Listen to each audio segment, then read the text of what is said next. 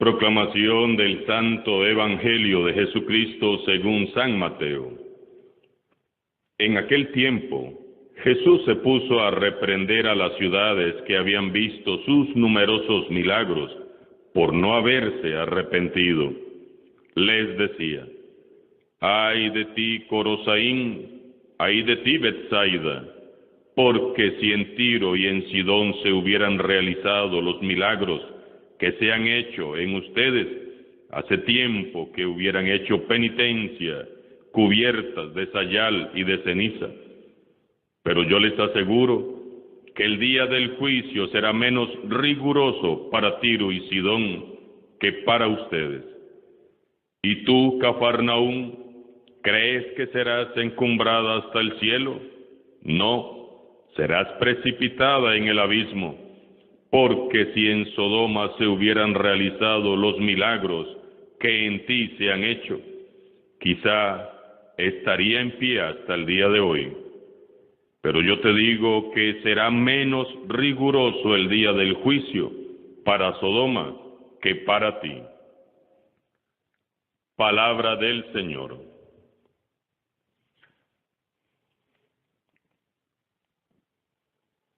Los que meditamos el Evangelio de cada día, al leer el pasaje de hoy, vamos a coincidir en una cosa. Pocas veces encontramos a Jesús con una actitud tan seria y usando palabras tan severas y tan duras. Solo me viene a la mente dos pasajes similares. Aquel pasaje en que Jesús expulsa a latigazos a los mercaderes del templo, y aquel otro pasaje en que se enfrenta con las autoridades religiosas y los llama raza de víboras. ¿Cuál es el motivo de su santa ira hoy? ¿Por qué habla tan fuerte el Señor Jesús contra aquellas ciudades de Corosaín, Betsaida y Cafarnaúm? Estas tres ciudades, Corosaín, Betsaida y Cafarnaúm, estaban situadas a orillas del lago de Galilea y fueron ciudades testigos privilegiadas de las grandes obras del Mesías.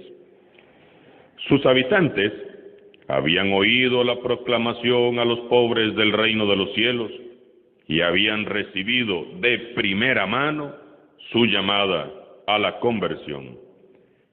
Habían visto con sus ojos las señales de los tiempos mesiánicos, habían recibido la visita de los apóstoles, pero no se habían convertido.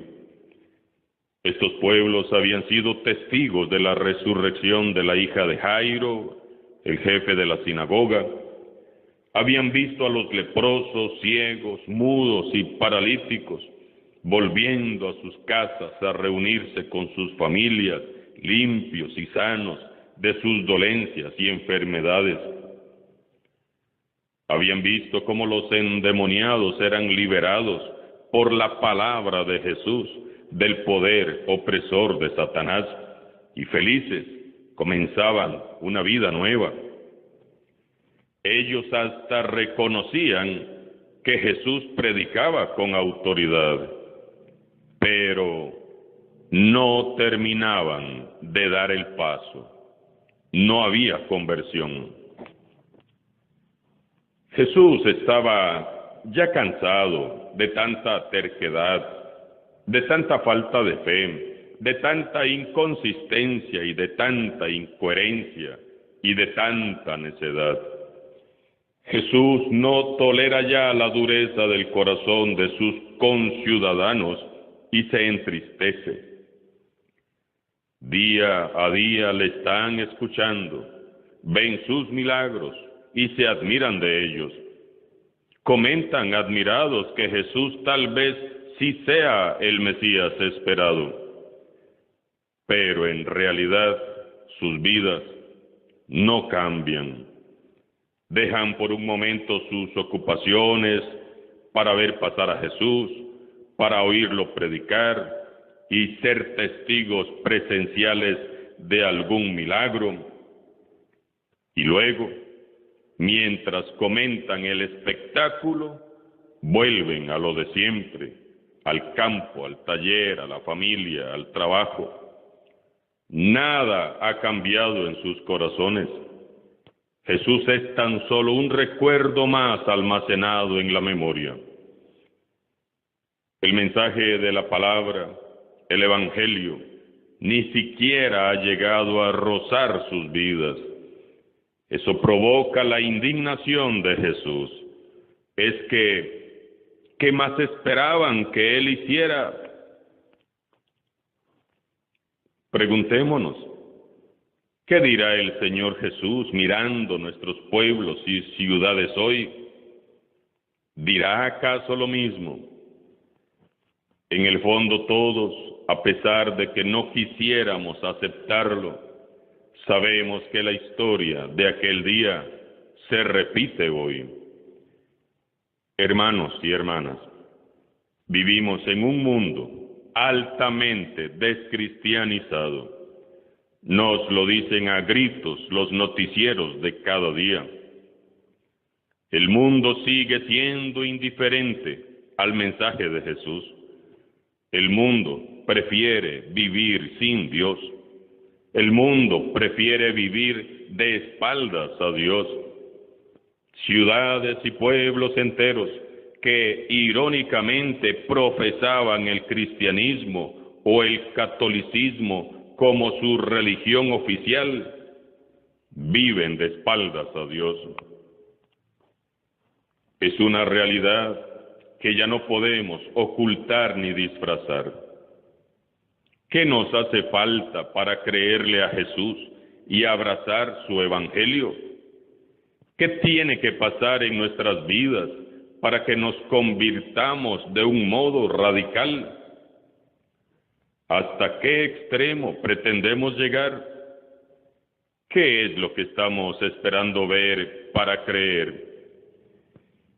Esto que Jesús le reprocha hoy a estas ciudades, debemos aplicárnoslo cada uno de nosotros de modo personal. ¿Cuál es mi postura ante Jesús? ¿Le habré hecho entristecer yo con mi terquedad? ¿Será ya mucha necedad, tanta falta de fe de mi parte? ¿Hay incoherencia entre lo que digo y lo que hago? Viendo las maravillas que el Señor ha hecho en mi vida, ¿acaso vivo esperando algo más para creer? Siendo testigo de su poder y autoridad, ¿sigo dudando de su existencia y de su presencia? ¿Vivo indiferente a su mensaje? Cada uno de nosotros debe leer este pasaje en silencio, meditativo. Todos, unos más y otros menos, pero todos, hemos sentido de una u otra manera la presencia cercana y amorosa del Señor. Yo sé que todos hemos presenciado alguna vez un milagro de Dios, manifestando su poder, sea en nuestra propia vida o en la vida de algún ser querido. Los milagros los vemos y los experimentamos a diario. El hecho de que usted esté respirando y me esté escuchando es ya un verdadero milagro. Yo sé que todos hemos experimentado en nuestras propias vidas el poder liberador de Jesús, que nos redime del pecado y nos arranca del pecado, el vicio y la perdición. Todos hemos escuchado su palabra, su mensaje, una y otra vez. Sin embargo, nuestro compromiso de seguimiento muchas veces sigue dejando mucho que pensar y que desear. Es como si esos signos de la presencia amorosa de Dios no fueran suficientes. Muchos cristianos viven y mueren esperando algo más, una señal, otra oportunidad. el milagro eucarístico. Jesús está vivo y presente en cada Eucaristía y que con tanto amor nos espera en el sagrario, no nos dice nada, no nos asombra, no nos estremece. Ya perdimos la sensibilidad espiritual. Escuchamos el Evangelio y hasta parafraseamos lo que sigue porque ya no sabemos de memoria los pasajes, pero no nos convertimos. Esta palabra que es viva y eficaz no nos toca ni nos transforma. El mensaje de Jesús se nos queda atascado en la mente porque no lo dejamos bajar al corazón. Hay personas a las que se le va la vida, se les va la eternidad en promesas y más promesas, pero nunca cambian. Tenemos que despertar. No podemos seguir esperando a que Jesús nos dé otra señal para ahora sí convertirnos. Ya dejemos de pedirle a Jesús señales y milagros y mejor démosle a Él una respuesta de fe.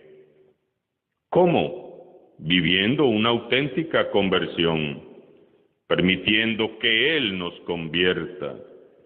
La conversión es un don que hay que pedir, pero también es una conquista. Hay que esforzarse por vivir cada día en estado permanente de conversión.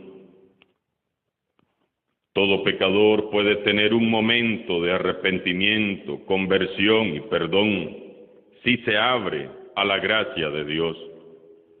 Lo peor que le puede suceder al ser humano es no querer arrepentirse, no querer convertirse, no querer cambiar, no querer crecer, no querer madurar. Observemos que Jesús hoy no reprocha los pecados y vicios de aquellos pueblos, sino que reprocha la dureza, la terquedad del corazón de los que no quieren escuchar ni convertirse. El día del juicio será más llevadero para Tiro y Sidón que para ustedes. Será menos riguroso el día del juicio para Sodoma que para ustedes que no han creído. Nadie es feliz mientras recibe una buena reprimenda. Es duro y muy triste escuchar a un Jesús así tan molesto, tan decepcionado. Simplemente no hay excusas, ni hay inmunidad alguna cuando uno es reprendido por la mismísima verdad. Que el Señor Jesús tenga compasión de nosotros y nos mire con misericordia y nos conceda el don de la conversión auténtica. Oremos en este día como oraba el profeta Jeremías. Conviérteme, Señor, y yo me convertiré. Demos ya una respuesta al Señor, pero no por miedo, sino por amor. Cambiemos de actitud. Asumamos la vida nueva que nos ofrece Jesús, porque estamos convencidos de que Él es el Señor. No necesitamos más señales ni milagros. Nosotros creemos, Él es el Señor. Conviérteme, Señor, y yo me convertiré. Alabado sea Jesucristo. Sea por siempre bendito y alabado.